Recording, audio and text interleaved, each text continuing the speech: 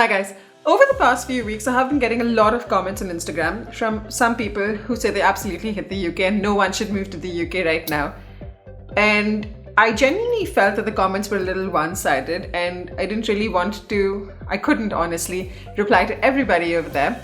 So I thought it would make a lot more sense to actually do a video on this today, because when you're moving to the UK, it's really important that you get both sides of the story.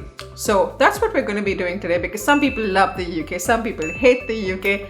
So we're going to try and understand how you should make that decision and what's working for people in the UK right now, what's causing them to leave, so that you can make a less unbiased decision and help you decide honestly if the UK is the best place for you or not. I'm Ashika and I have been living in the UK for about 2 years now with my husband, my son and our 2 dogs. With that, let's dive in.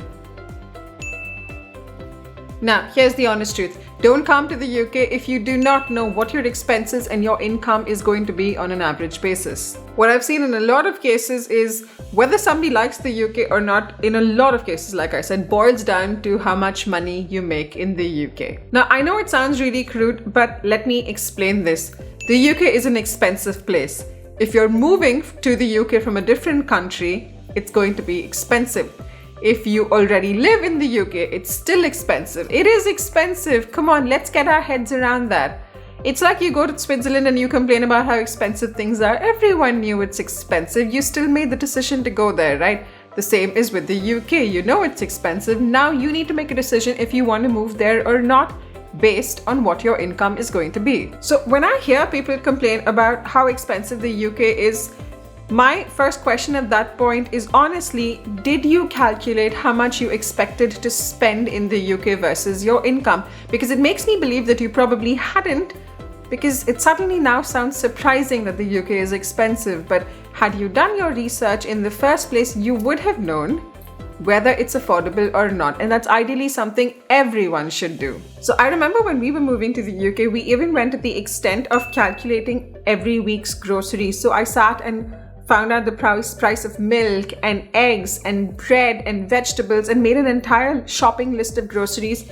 And then I calculated what we expected our average rent would be, what we expected the utilities bills to be, so that we got an idea of how much we would be spending every month versus how much we'd be earning. The reason why we did this was to evaluate whether our income would be sufficient to maintain a decent enough lifestyle in the UK or not. Now, I'm not going to lie, it has definitely gotten more expensive because of inflation, but the truth is the UK was always expensive. Now, I come from India, and in India, even if you don't have the highest salary, you can still have a pretty decent lifestyle, simply because there's a variety of options available at very different price points.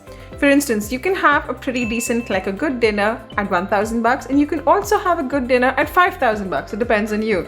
You can get a pretty decent jacket for 800 rupees, and you can also get a pretty decent jacket for 2000 rupees, right?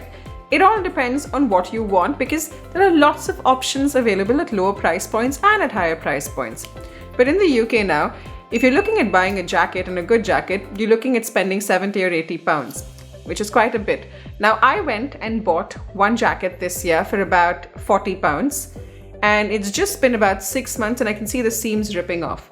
I bought another jacket last year for 75 pounds and it's in great shape despite the rain and the cold and all of that. The problem is that the items that you buy at lower prices over here may not even last a few months. A root canal at a dentist will cost you approximately 525 pounds. If you go to buy a mid-sized plant, you're looking at paying 35 pounds. If you want 1 hour of driving classes, it's about 34 pounds. Things are expensive in the UK. Now, don't forget to hit the subscribe button if you haven't already, and remember to click on the bell icon for notifications. Now, the next thing, I'm guessing if you're watching this, you do want a job in the UK, and especially a job that offers sponsorship. Now, if you want to know what the demand for that job is going to be like in the UK, ask yourself 2 questions.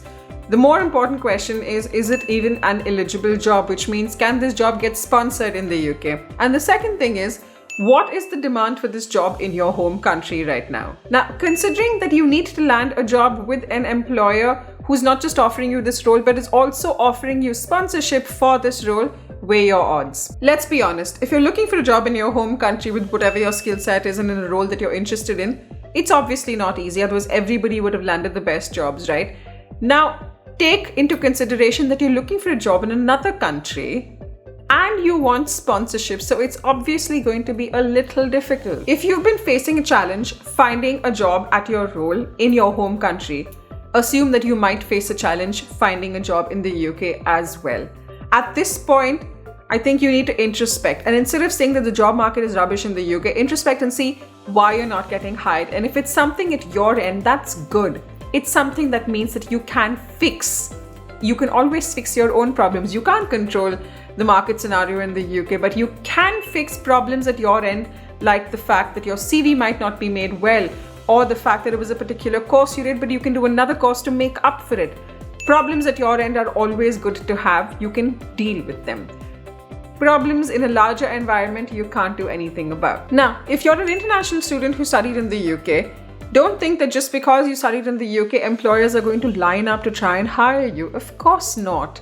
You're going to have to put in that extra effort. You're going to have to go the extra mile. You're going to have to go and work really, really hard to land up with a job with sponsorship, because the honest truth is you're competing with people from the UK who live here, who belong to the UK, who don't need sponsorship and who have probably similar qualifications to you. So you're going to have to compete with them as well. Obviously, it increases your chances if you have studied in the UK, but it's not going to be a cakewalk. That being said, there is still a bunch of jobs in the UK that offer sponsorship. Some of the jobs that offer sponsorship pay more, some of them pay less. That's just how it is over here. You do not need to believe anyone who says that there are no jobs in the market, because there are jobs in the market. Week on week, month on month, I put on videos that talk about what all jobs are being offered with sponsorship in the UK. So clearly there are jobs. Now, here's my suggestion. If you are a student planning on studying in the UK, I would suggest you first check what the scope of jobs is for that particular course and then decide if you want to do that course or not. If you are a working professional looking for jobs in the UK, go and check job portals every day, every week, every month to try and see how many job openings come up for your specific domain, and then you'll get an idea of whether there are jobs in the market or not. Now, one thing I'm not fond of at all in the UK is the lack of investment options. In India, it's relatively simple when it comes to investment. I mean, I'm really not a genius when it comes to managing my money. But the options available in India are relatively simple, they're quick, they're easy, they're safe, and they give you decent returns. The challenge with the UK is if you have your money in a savings account over here, the interest you're getting per month is about 0.1% to 1%, which is nothing. Most people suggest you put your money into stocks or mutual funds over here in the UK, which is a bit of a challenge because I don't know anything about the market.